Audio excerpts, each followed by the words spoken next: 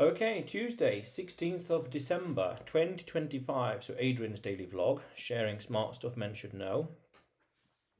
Bitcoin and gold as payment networks. So, one interesting thing that I've started to fully understand and appreciate is how gold and Bitcoin differ as payment networks with regards to final settlement.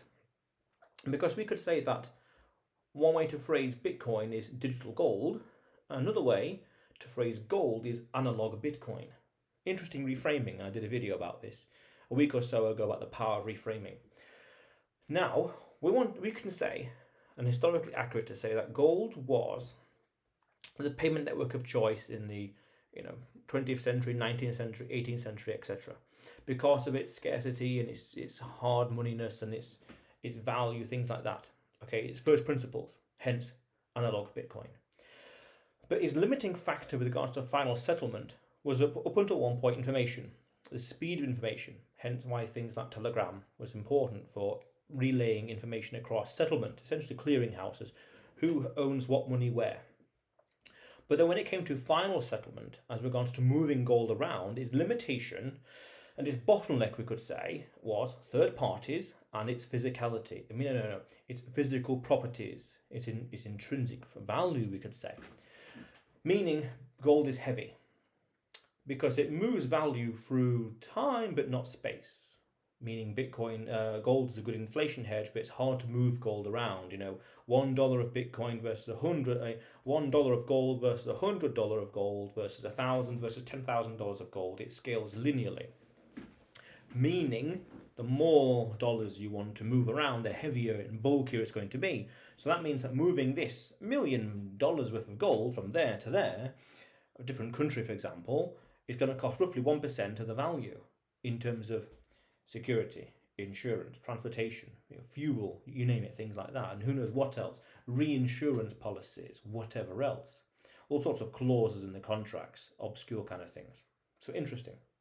So its limitation was its physical properties, meaning how fast and easily could we move things around, okay, as a physical limitation, but also the third party trust, because essentially as you get gold stored in places, the banks are more willing to, this is fractional reserve lending essentially, more willing and able to lend out more money than they have in reserves. That's the trust factor. And it's the same with the custodian. You have the gold over here, over there in a vault, or that person's vault, or wherever else, vault over there, different country. So you're trusting the other person, the other company, or the institution, that they do indeed have your gold. And you can claim it at the drop of a hat to get it back. And then that incurs the transportation costs and other complications. Meaning you have to rely on someone not to go bankrupt, not to swindle you, not to fall victim to this, to follow the rules, to do that, have the fire insurance in place, have the building spec up to code, many other countless things, not to be sued into oblivion, things like that, not to mismanage things, not to borrow too much money and they go bankrupt, you name it, all kinds of risk factors, all kinds of attack vectors that we're relying on them to be solvent and in business to store the gold. Otherwise, we're going to move it from that bank. They went bankrupt, so we have 30 days to move the stuff from there to there. Fair enough. Physical limitations, how easily and quickly we can move it around physically, and we're trusting them. But Bitcoin solves this, and that's an interesting meme in the space. Bitcoin fixes this. It's that, as I said earlier, it's that reframing where they say it's digital gold. Digital as in dematerialized, no physical limitation. No physical limitation means we could say no premium on the price with regards to the market looking at it as an industrial utility, as in having industrial utility or having an industrial purpose. 10% of the buyers in the market are buying gold for turning it into wiring for electronics. But with Bitcoin, it's a pure monetary unit, a pure monetary tool, a form of money, shedding away all these limitations. I did a video about this a month or two or three ago, about the curse of utility that gold suffers from that Bitcoin doesn't. Because you could say, I need to touch it in my hand. If it's not real, if I can't hold it, but a video, an MP3 file, a JPEG, you can't touch these things, or a tweet, YouTube video, Instagram Reels, WhatsApp stories. I can't touch these things, but I can benefit from it because at a deeper level, it's a transfer of energy. There's a picture a meme in some fashion. It's sent online through the waves, data through the servers on my screen, and I see it in the pixels. I interpret the message and meaning in my mind, and I get a chuckle from it. Wow, it's a transferring of energy, electricity into emotion in this context. But just because something is digital and can't be touched doesn't mean there's nothing to it. As I just described, a meme going online gives me a chuckle. So we then say Bitcoin is digital gold, and it has final settlement. So because Bitcoin is trustless, there's no third party to trust. I hope they're solvent. I hope there's no scandal. I hope they're up to date. I hope their fire rules and regulations are up to scratch. I hope their insurance is renewed. All these kind of things. The balance sheet is healthy. Oh, I hope this. I hope that. I hope this. Hope no earthquakes. Hope no tsunamis. Blah blah blah. All those risk factors are stripped away. There is no balance sheet risk. There is no CEO risk. There's no tort risk. There's no legality risk. There is no legislation risk. There is no jurisdiction risk. There is no tsunami risk. There's no tariff risk. Because all these attack vectors are stripped away and made impossible by digitization, so it's digital online, and decentralized network. No single point of attack or failure. So a revolution, an evolution in money, in the same way that the electricity is evolution in light versus candles, and cars evolution in transportation versus horses. Very nice. So then we can say, right, dematerialized, so therefore we can move value through space and time. Fiat, we can move it through space, but not time. $1 weighs the same as $100, for example, and the weight is marginal. So $1,000 is not even a kilogram. But not through time, so the purchasing power decreases over time. That's the inflation.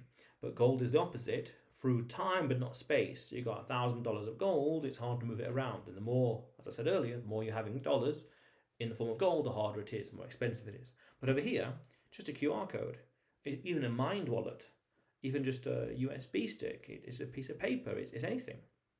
It's a hardware wallet. That's it. And what's that? There's no scale to it. I mean, no, there's no weight, basically no weight to it, but also there's no connection between the value in dollars and the weight. The weight can still be 1 gram, but the value in dollars can be 1, 10, 100, 1,000, 2,000, you name it, and it's still 1 gram. Or if it's a Mind wallet, a little more advanced, there's no weight. It's just your imagination. It's just your memory. And how much does your memory weigh? As a physical, technical question. Oh, what, 1 gram? Not even that. I mean, does a dream have weight? It might in the future have gigabytes, but that's way into the future. But today, it has no weight. A dream does not weigh 1 kilogram. And that's a Mind wallet, we could say. Memory. Memory has no weight, 1 gram, things like that. A piece of paper, or an app on a phone, or even, a wallet, a hardware wallet, 1 gram, 2 grams, 3 grams, nothing. But you can have $1,000 on there and it's still going to be 1 gram. That's powerful. Very powerful. But to go even deeper is the settlement layer.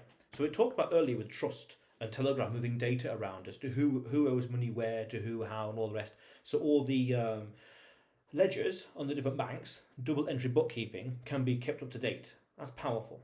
But here we can go deeper to say triple entry accounting, meaning I have a copy as a node and the network has a copy, and the miners have miners? Yeah, the miners. Yeah, they would. They'd be writing the copy. They'd be writing the blockchain, or time chain, we could say. But its final settlement, meaning that's the 6 confirmations, that's the block. There is no third party needed over here passing data around or waiting for banks T+1, T+3 days, whatever, to settle these things. It's T plus, really you could say 10 minutes or T+1 hour, depending on a few things, depending on a few risk factors and appetites and time horizon. But T within T, let's say 1 hour, 6 confirmations. Therefore, after 6 confirmations, 1 hour, really 10 minutes each, your confirmation is basically irrevocably on the blockchain or timestamp, and the chance that being undone, unwound, hacked, is infinitesimally small. And the further it goes, 6, 12, 24, 100, 200 blocks, it just becomes basically impossible, because it gets exponentially harder and harder to undo the blockchain the more blocks there are. So, which is why when we get to 1 million blocks in the next few months, I imagine, I guess within a year, I'm not sure, it'll be quite a celebratory thing, quite a unique technical milestone. But there is final settlement on the network itself. The asset itself is final settlement. Over here, we have to trust other people. Over here, we just trust maths, physics, and computer science. Because to understand that fundamentally, Bitcoin at the first principle level is just big physics. In terms of moving atoms around, that's the proof of work mechanism. Computer science, so open source code. Keyword there is open source. And wow, hold on just a second. Open source code, computer science, and physics. Open source code, computer science, physics, and mathematics, meaning it's the code. It is code. Code always does the same thing. 1 + 1 always equals 2. The code always does the same thing. There's a meme for this. Tick tock, next block. And that each block, each timestamp is recording those transactions, final settlement, forever. Then you can go deeper to say, well, why is it that Visa can do 30,000 transactions a minute or a second, whatever, and Bitcoin can do however many it is per 10 minutes? Because those are layer 2 and 3 transactions. This is layer 1, meaning final settlement, a clearinghouse. All money, all satoshis in this case, are settled, done, finalized, processed. Visa would be T, so transaction plus 3 days for processing. And then on the surface you say, what's 1 hour versus 3 days for final settlement?